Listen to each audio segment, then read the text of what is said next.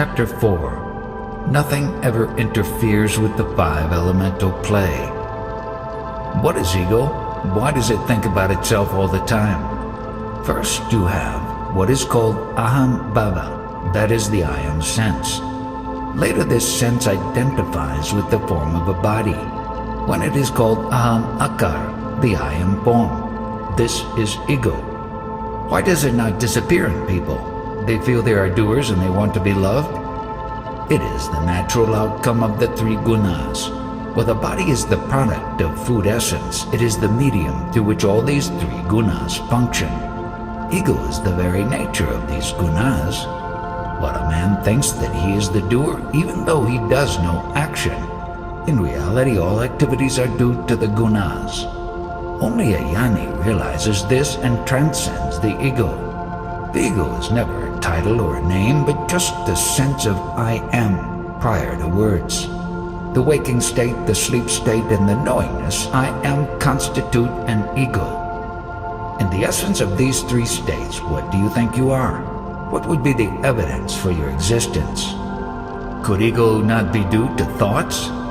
These three states are the natural outcome of the beingness or I amness. One who recognizes beingness transcends all the three gunas, namely sattva, consciousness, rajas, dynamic quality, and tamas, claiming doership. But for the manifestation of consciousness, a food body is absolutely necessary. Without such a body there cannot be consciousness, the three gunas, nor even the three states, waking, sleep, and knowingness. Do you refer to consciousness as mental consciousness? Where does the mind come in when we talk about the three states? Without waking, deep sleep, and knowingness, where is the mind? You do not know you are without consciousness. Could it be then that thoughts appear in consciousness? Just like this incense stick, yes, when the incense stick burns, the fragrance will be there. What do you mean by birth? It means birth of the waking state, deep sleep, and knowingness. But the material for this birth is the quintessence of the food body. If you have any questions, by all means ask, but who will take care of your questions if you are not? If you are not, where can be your questions, even those relating to your birth and death? Birth happens only to the body. But when you refer to the body, is it not the quintessence of the food essence? What causes the ego to expand, sometimes with age and with the deterioration of the body, as in paranoids? Ego seems to increase with age. But of what is ego, the product? Whatever experience you undergo, it is the product of beingness, and beingness is the outcome of food. From food is derived the body form, and from the body essence is derived the birth. What else do you want? With the appearance of beingness, the title of birth is given to you. That is, you are accused of having been born. With such replies, your questions and talk lose all significance. Now tell me, who is talking? Are you doing the talking, or is it the quality of beingness that is talking? There never is an I that is talking. You still do not grasp what I say. The seat of world experience is the beingness. Where is the I in all this? Talking is done by the beingness, but it is dependent upon the body essence, which is the product of food. When the food essence in the body loses its quality, beingness becomes weak and death is feared. Use any words you like, but express yourself. You have written books, but what information did you give in them? I am or I am not relates to the beingness. All the words are spoken by the beingness. If the sense I am is not, which means if the beingness is not, who is there to say I am? I never had the idea that I was writing a book. What is the use of discussing with you? There is no point in your denying what I said. What are you, and what could you be without the three states, waking, deep sleep, and the knowingness I am? Therefore I deny that I am doing anything. But there appears to be some assertiveness in your talking. Please do not try to talk merely for the sake of talking. If you would quietly listen, everything will be revealed. When anybody comes here, I know that the person does not have an iota of knowledge. people bring me presents, but this is a disease and I am not into that. Similarly, in our life, physical and spiritual disciplines and rituals are prescribed, but I am ever out of these conditionings. This is absolutely clear to me. This Chinese carpet, said to be worth more than 400,000 rupees, has been presented to me, but I have no feelings about it at all. Similarly, I am not the least concerned with the so-called birth imposed on me. The birth relates to the three gunas, the three states, and the beingness, and I am not all that. I use the carpet, but I am not the carpet. In the same way, I use the beingness. Persons visiting this place fall at my feet out of respect, but the respect is shown to the quality of beingness, and I am unapproachable. All this spiritual knowledge pertains to the realm of beingness, and it is bound to go like a guest. The question is, where, when, and how will you have the ultimate knowledge? Who has this ultimate knowledge? Nobody has the self-knowledge. The knowledge I am is not the absolute state. The beingness, comprising the three gunas, is given the godly titles of Brahma, Vishnu, and Mahesh. Brahma is the creator, Vishnu is the preserver, and Mahesh is the destroyer. And the combination of these three gods is worshipped and praised by us when singing bhajans. But all these gods subside and go to rest in a self-realized sage, termed as Jnani. The state of a Jnani transcends the sense of time and even the sublime emotions. That highest state is given the title of Parabrahman, Paramatman, etc. After reading spiritual books, people argue over their interpretation, but what is the point of such quarrels? All these talks go on in the realm of beingness, and you, the ultimate, are not the beingness. Yesterday, Maharaj asked me to meditate on when the beingness appeared. Questions could also be asked about the state after the appearance of beingness, such as why, when, how, and so forth. Yes, these questions can only be asked after the beingness appears, and the beingness will remain so long as the food essence is available. Why and when does a person die? When the food essence is not supplied. Function of the person's body ceases, and the indwelling beingness disappears. This is called death. But who did die? One object died. But who says this? Can it be the one who died? If not, who says it? You can see it from day to day, that this beingness appears and disappears. Something else must be there. The ultimate seer cannot see by seeing, but without seeing, the seer sees. But that ultimate seer does not belong to the realm of the beingness. It appears to me that seeing itself is seen. But what is the cause of this? It is the beingness only, the three-aspected sattva guna. If you do not understand, please keep quiet. The Absolute cannot be understood. Whatever you understand, you are not that. In non-understanding, you understand yourself. Then how can the three gunas be responsible for the witnessing? Addressing a new visitor with the beard. You have grown and maintained a beard like a Mahatma. Come on, ask questions. You talked about a Jnani. Does he think? Can he be without feelings? For the purpose of communicating, he has to employ such words as the Jnani is thinking or the Jnani is talking, etc. But actually nothing of the sort is there. It is reassuring that he talks about thinking and that he is feeling. The Jnani is beyond the attributes of the three gunas and is beyond emotions. How can a Jnani be involved in thinking and emotions? I see a difference between thinking and emotions. By feelings, I mean those which are like the stream of a river. They come and go. Yes, this appearance and disappearance of the feelings and emotions is the very nature of the three gunas, and not yours. I understand this as a natural flow of the gunas and nothing of the Absolute. You are convinced about nothingness, but of whom? Are you convinced that a Jnani is nothing, or the knowledge I am is nothing? The knowledge I am is nothing. That knowledge is like a guest. It comes and goes.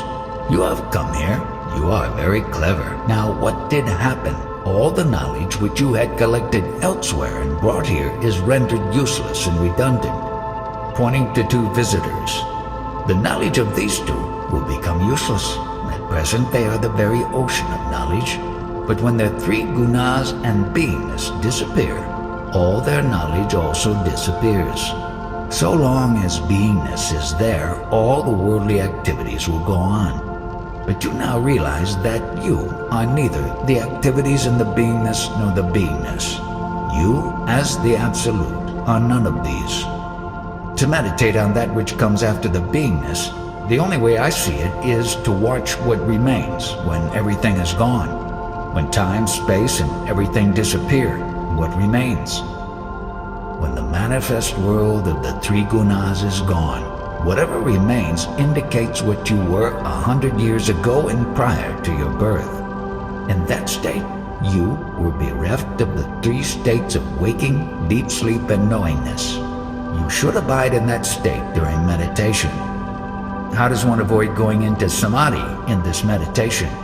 Going into samadhi or coming out of samadhi are not your qualities. You are beyond qualities.